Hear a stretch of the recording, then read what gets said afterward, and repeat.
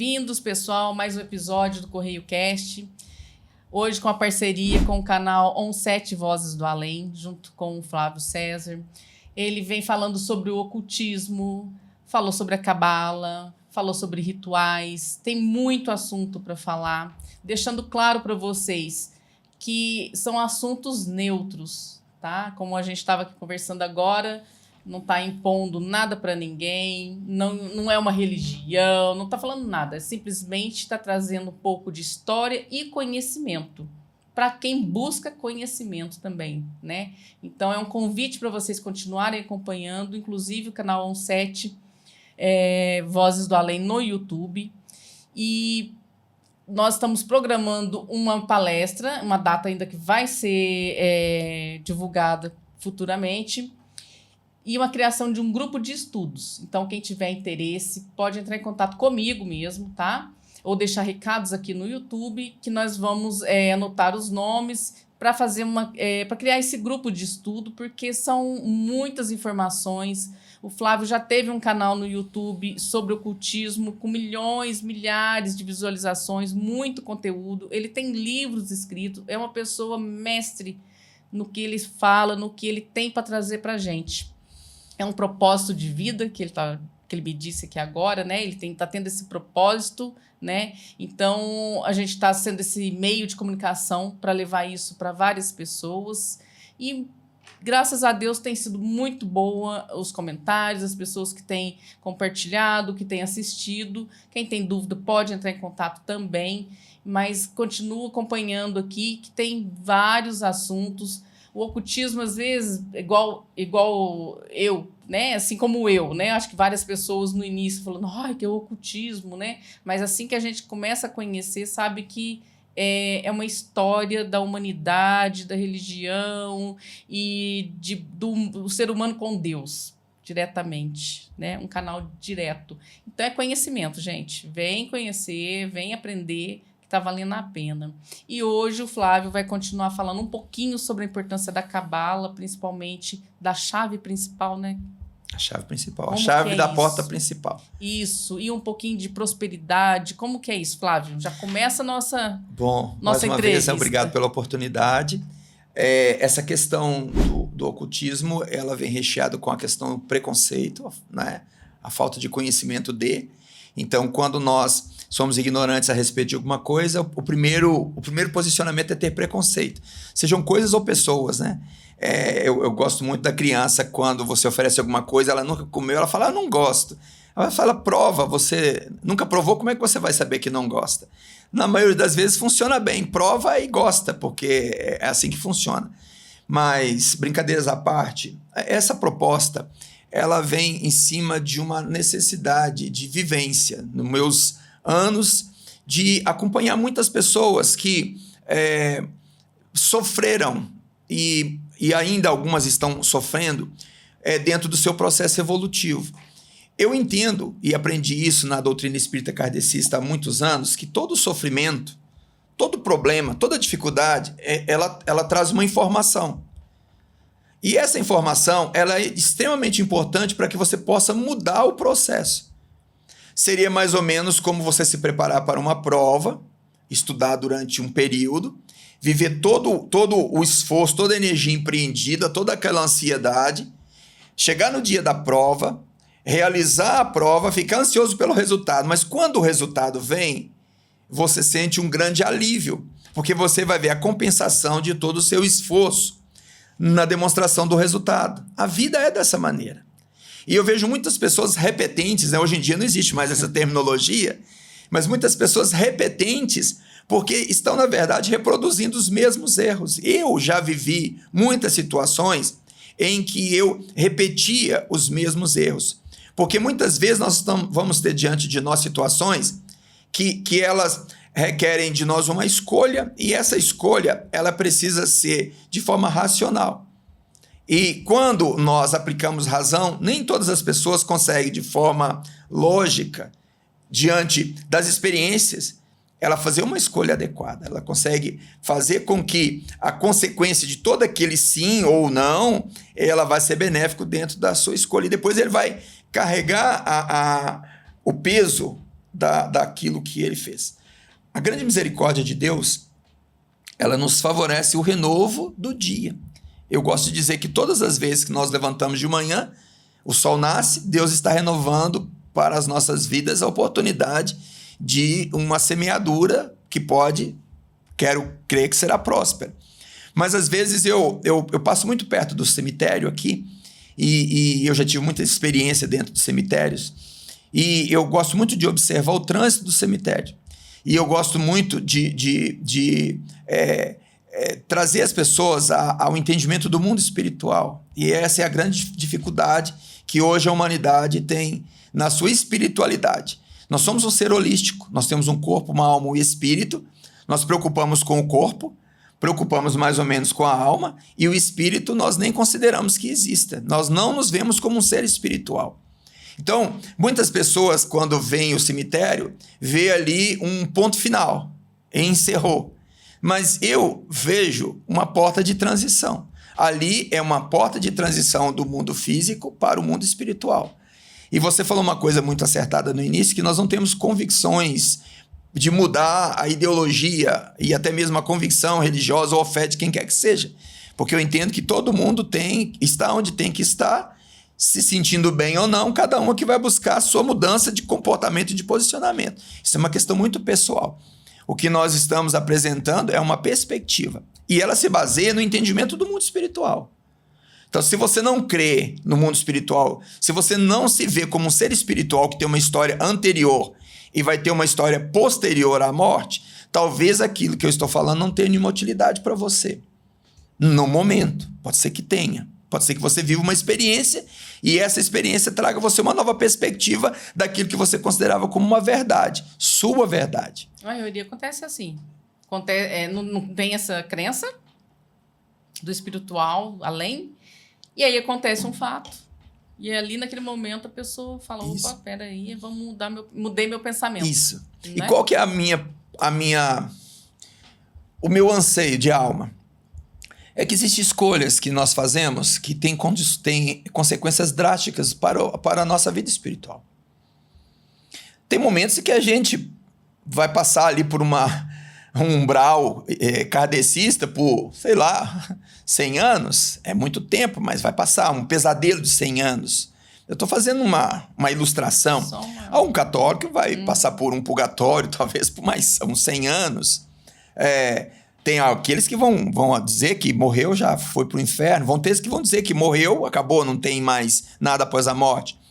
Mas, crendo-se que tem alguma coisa após a morte, e essa alguma coisa possa ser o inferno, possa ser o purgatório, possa ser o umbral, eu posso dizer para você que por mais que você seja capaz de imaginar o pior, é pior. Nossa, credo. É pior. Jura? É pior. E nesse é pior, eu entro muito com uma fala preventiva. Porque a Bíblia diz assim, trabalhe enquanto é dia, porque vem a noite e nada podeis fazer.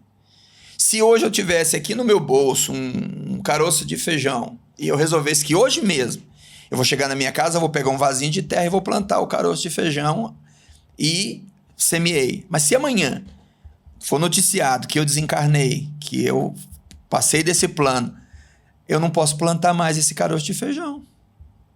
Então, a Bíblia está dizendo, investe a sua oportunidade naquilo que vai ter uma consequência benéfica na sua continuidade existencial, enquanto você tem o tempo para fazer.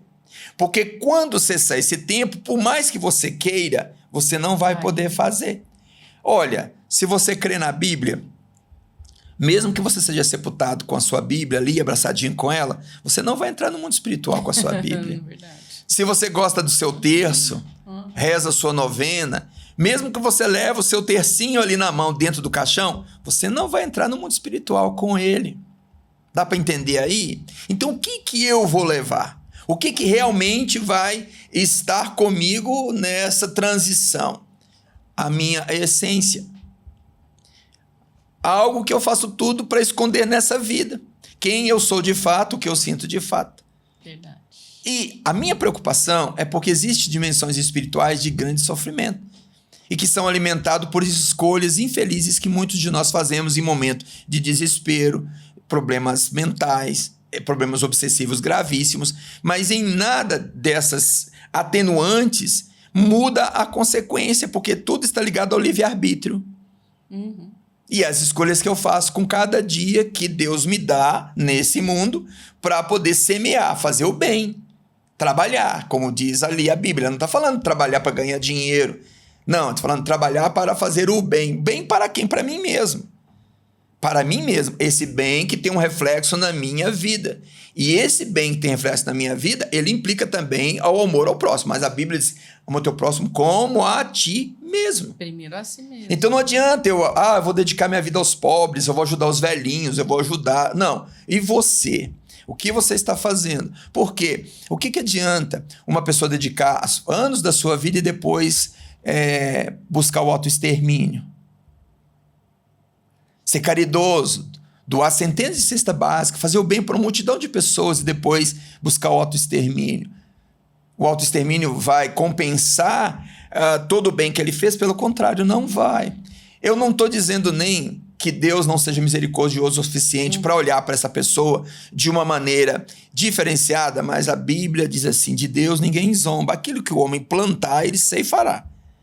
Então não é a minha bondade, a minha caridade e a minha sabedoria, não é o tempo que eu estou gastando aqui tentando semear algo de bom nas nossas vidas, na minha vida primeiro e na vida dos meus companheiros e irmãos, que vai atenuar as escolhas erradas que eu vou fazer em relação à minha vida e à relação da vida de outros também. Então, essa demanda, ela se baseia na primeira chave, que é a chave da consciência. Porque se eu não tenho esse desenvolvimento da minha consciência como ser espiritual e eu só me vejo como ser carnal, eu sou o ser mais ignorante, porque eu vou viver essencialmente pelo meu umbigo. Tudo que eu vou fazer é em prol do meu bem-estar. Eu vou estudar para mim, casar para mim, ter filhos para mim, ter netos para mim, ter casas para mim, ter carros para mim. Minha vida vai ser baseada no meu egoísmo. E quanto mais eu insuflo o meu egoísmo, maior ele fica, mais inchado ele fica. E ele vai cabendo cada vez mais e ele acaba me sufocando, porque vai chegar um momento em que você vai ter diante de você a verdade. A verdade pode ser uma fralda na cama geriátrica. A verdade pode ser uma sonda alimentar. A verdade pode ser uma rádio ou uma químio. A verdade pode ser uma perda de cabelo por causa de medicação. A verdade pode ser que você vai experimentar uma transição de vida do mundo espiritual na dor e no sofrimento. Enquanto o seu coração poderia ter sido trabalhado na pacificação do processo. Eu gosto muito de uma experiência que, quando eu era jovem, acho que a primeira vez que eu fui tomar uma injeção na veia no pronto-socorro, o enfermeiro falou assim, olha, não é bom. Quanto mais quietinho você ficar, mais rápido vai terminar.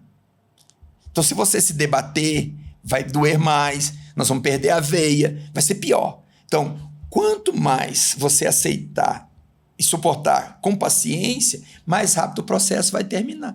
E eu escutei e, olha, foi ruim, mas por ter escutado aquele conselho que eu trouxe, até hoje quando eu vou tirar sangue, eu não fico pulando e nem me debatendo, porque eu sei que eu vou dificultar o trabalho daquele que pedagogicamente está me ensinando alguma coisa, porque ele foi ali um professor, ele não foi um enfermeiro. O enfermeiro ele foi quando ele aplicou a medicação. Antes ele foi pedagogicamente um orientador que disse, olha, é assim que funciona, e eu aprendi. E muitas vezes, quando a gente está lutando contra o processo, o sofrimento é maior. E essa ferramenta que eu trago, porque eu vejo hoje as pessoas muito ansiosas. Hoje, a história da humanidade é movida por ganância, por ambição, pelo ouro, por ter, por possuir. Não vou nada contra isso. Mas, didaticamente falando agora, quem está dizendo para você, não se debata porque vai ser pior e o processo pode ser mais doloroso ainda, a Cabala, ela vem nos ensinar, primeiro, que riqueza não é somente dinheiro. Prosperidade não é quantidade. E que tanto o céu quanto o inferno é um estado de espírito. Então, riqueza e pobreza é um estado de espírito. Porque você vai encontrar pessoas ricas quantitativamente, mas que são miseráveis. Moralmente, espiritualmente, miseráveis. E você vai encontrar pessoas que materialmente elas são pobres, quantitativamente elas são pobres, mas são pessoas prósperas. Porque tudo aquilo que ela tem, o que ela usa, com a energia que o dinheiro favorece, ela utiliza de maneira correta, sábia e multiplicadora. E a riqueza, o dinheiro é energia, porque vem da terra, é o ouro. E isso desperta no ser humano suas condições mais primitivas. Mas, na verdade, a interação que nós temos desse bem-estar psíquico com o dinheiro está na interação das nossas necessidades. A palavra de Deus diz assim: aonde estiver o seu tesouro, aí estará o seu coração. E muitas vezes nós estamos aqui demandando no reino finito da matéria. Lá no cemitério está um monte de gente que lutou a vida inteira, conquistou, trabalhou, ajuntou, e está sepultado do lado daquele indigente que não juntou nada, que talvez não tenha trabalhado tanto assim, mas a mesma porta de saída. Não muda, a mesma porta. Nós entramos por uma porta, que é o útero materno, saímos por uma porta que é a sepultura. Isso é lei. Isso é uma lei. Depois a gente pode entrar nesse contexto aí para entender a síndrome de Lúcifer na humanidade, porque tudo que Lúcifer quer é entrar nesse mundo como Jesus entrou, por um útero de uma mulher. Só que ele não pode. Essa é a grande demanda da síndrome de Lúcifer, que é o portador da luz. A sua grande demanda como ser criado por Deus é que ele não tem a possibilidade de entrar no mundo da matéria pelo caminho que Deus instituiu que eu e você entramos. E que Jesus entrou para cumprir a lei. Para cumprir a lei. Então, isso dentro do mundo espiritual, isso é algo tremendamente complexo, mas que implica nesse entendimento da nossa consciência. E essa primeira porta, ela Quer atender? Não. Essa primeira porta, ela faz com que a gente comece a repensar muitos os princípios da nossa caminhada evolutiva. Porque como ela propõe uma escalada progressiva, então você dá o primeiro passo e esse primeiro passo já se beneficia. Porque uma coisa você está no plano. Quando você sobe o primeiro degrau, você já vai começar a ter uma visão diferenciada. E como esse ensinamento ele não propõe que você tenha uma visão diferenciada em relação ao outro, e sim a você mesmo. Não uma percepção do plano da natureza, e sim da sua responsabilidade em relação à natureza, porque quem interfere na natureza é o homem. Então você começa a ter essa relação, primeiro, de você como ser, sua própria consciência, e depois da sua responsabilidade dentro do processo. E quando fala de ansiedade, e você entende essa condição de estado de espírito, imagina o seguinte: nós precisamos, igual a água, para mim poder depositar a água, eu preciso de um repositório. A taça é o repositório. Então, para mim atrair a energia do dinheiro, eu preciso de um repositório. Então, a primeira coisa que eu tenho que fazer é criar um repositório psíquico. Por isso que tem muitas pessoas que não prosperam. Trabalha, luta, porque tem um texto bíblico que fala que é como se a pessoa trabalhasse, plantasse, colhesse, mas colocasse num saco furado. E aí, quando ele sai arrastando o saco furado, tudo que ele conseguiu fica pelo caminho. Então, quando nós pensamos em prosperidade, nós temos que pensar no repositório. Tem um texto bíblico que fala sobre uma viúva pobre que estava em casa e ela tinha um pouco de azeite na botija, um pouco de farinha, um filho, e era comer aquele pão que eles iam fazer e morrer de fome. E aí chega o profeta. E esse profeta, ele chega e fala com ela: tô com fome, me dá alguma coisa para comer. Ela fala: olha, eu tenho um pouco de farinha e esse azeite aqui na botija. Ele falou, faz um pão para mim. Aí a mulher obedeceu o profeta. Aí ela fez o pão. O profeta comeu, ela sentou, imagina, como mãe, olhou para o filho e falou, nossa situação é complicada. Aí o profeta fala assim, vai na casa de todos os vizinhos e pede botija emprestada. Manda seu filho e pede botija emprestada, botija vazia. Aí ela obedeceu. Quando ela trouxe as botijas vazias, ele pegou o resto de azeite que estava na vasilha dela e começou a despejar na botija. E o azeite não parou de jorrar. Ele encheu a primeira botija, ela pôs a segunda, ela encheu a segunda, e todas as botijas que ela trouxe foram cheias com aquele pouco de azeite que estava na botija, que sobrou daquilo que o profeta tinha falado com ela. Então ela podia ter falado, não, profeta, o que eu tenho é só essa botija aqui de 1 litro, enche ela para mim. Seria a medida da prosperidade dela. E o texto fala que enquanto os vizinhos, enquanto ela trouxe repositórios vazios, eles foram cheios. Quando cessou o repositório, o azeite parou de jorrar. Isso é um simbolismo cabalístico. Qual que é a grande dificuldade? Para que eu preciso da riqueza? O que eu quero fazer com ela? Qual o domínio que ela vai exercer sobre mim? Porque quando nós entramos nesse mundo, Deus tem um propósito. Deus não vai colocar sobre mim, sobre você, nada além da nossa capacidade de administrar e de se beneficiar. Por quê? Para muitas pessoas, você deve conhecer isso na prática, muitas pessoas já tiveram posses. Sim. E não foi muito tempo para destruir tudo. Por quê? Não tinha um repositório. Então, nessa primeira chave que nós vamos desenvolver, nas 20 e poucas que virão pela frente, que são portas da alma, são portais da alma humana, nós nos desdobramos dentro das dimensões espirituais e das dimensões psíquicas, cada um dentro da sua capacidade de se aperceber em que plano ele está.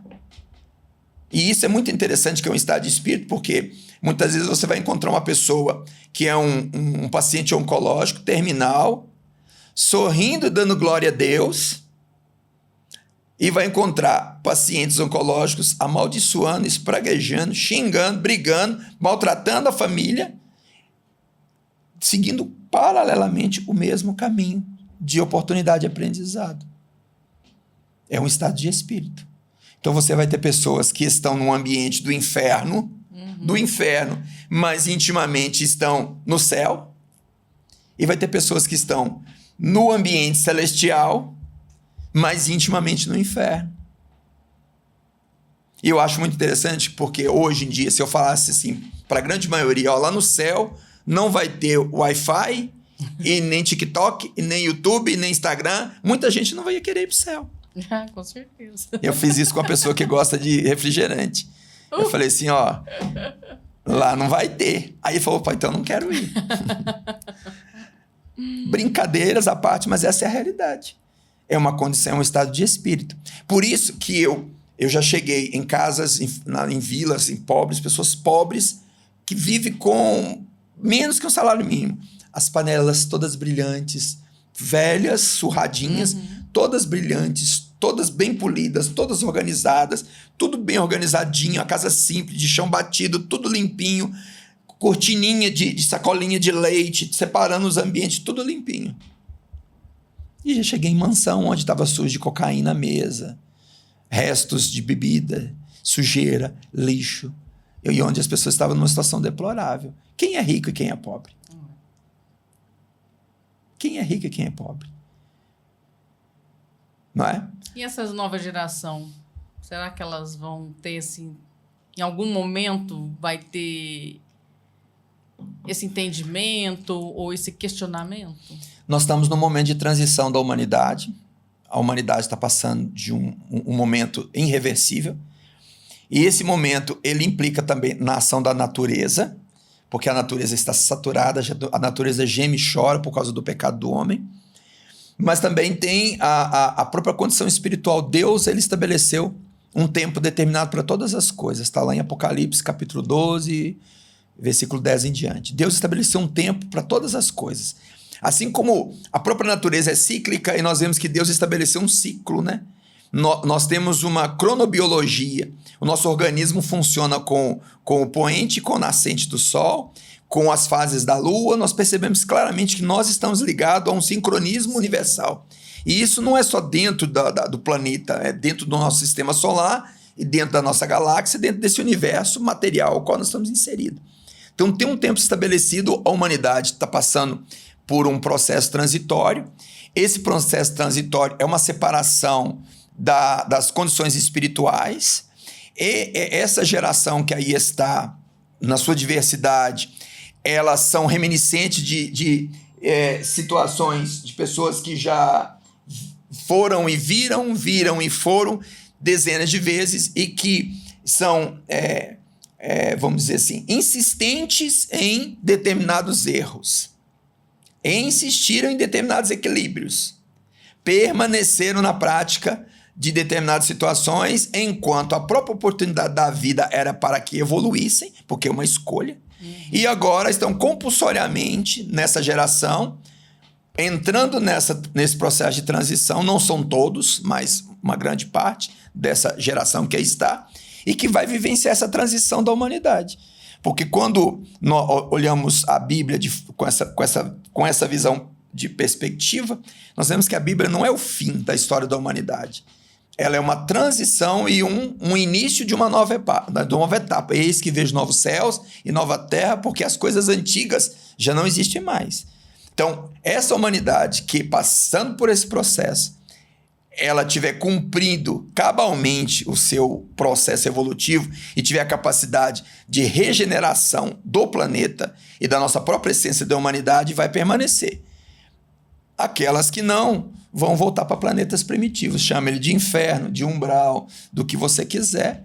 Nós até dizíamos um pouquinho da temática, mas está dentro dessa questão da nossa consciência, porque, como eu disse, estamos no momento de escolha, a situação é visível para todos. E o muito interessante que isso não é hoje mais só numa parte do planeta ou num país. Quando você faz você olha de maneira ampla, é uma condição da humanidade. Não é uma condição de um povo ou de uma raça especificamente. Hoje não tem um local que você possa falar assim, eu vou para aquele país que lá está diferente. Não. Hoje nós estamos num processo de degeneração complexa, como eu disse, não somente moral, não somente espiritual, não somente da natureza, mas dos nossos próprios sistemas. E esses sistemas, infelizmente, eles estão passando por essa prova de expiação para regeneração. É o apocalipse bíblico, é a transição de várias religiões, que cada uma dentro da sua crença defende que há um momento onde as nossas provas aí estão e nós somos recompensados, vamos dizer assim, galardoados de acordo com aquilo que a gente tiver plantado. Céu, inferno, bondade, maldade, justiça, injustiça, luz e trevas. É isso aí. Mas nós vamos deixar o repositório como uma perspectiva para nosso próximo encontro, que eu vou ajudar as pessoas a psiquicamente construir o seu repositório da prosperidade. Porque, como eu disse, o dinheiro não é o dinheiro, o benefício do dinheiro não é aquele que está no bolso, é o estado do espírito daquilo que eu carrego. E não é a quantidade. A quantidade é uma consequência. É uma consequência. E essa consequência está dentro da nossa própria estrutura espiritual. O quanto que isso vai trazer de benefício para mim? Eu vou ser escravizado? Vou ser manipulado? Ou eu vou usar de maneira benéfica, justa e bondosa para mim e para todos? Interessante. Então, para a próxima, já temos um tema, né? Do repositório da prosperidade, ótimo, segundo a visão cabalística. Ótimo, né? E, pessoal, então ficamos por aqui. Espero que tenham gostado. Curtam o vídeo, comentem. Lembre-se de seguir o canal On7 Vozes do Além no YouTube. E tem a nossa palestra que logo a gente vai divulgar, né? O Flávio vai divulgar a data certinho para a gente montar um clube de estudos, tá bom? Então ficamos por aqui e até a próxima. Muito obrigada.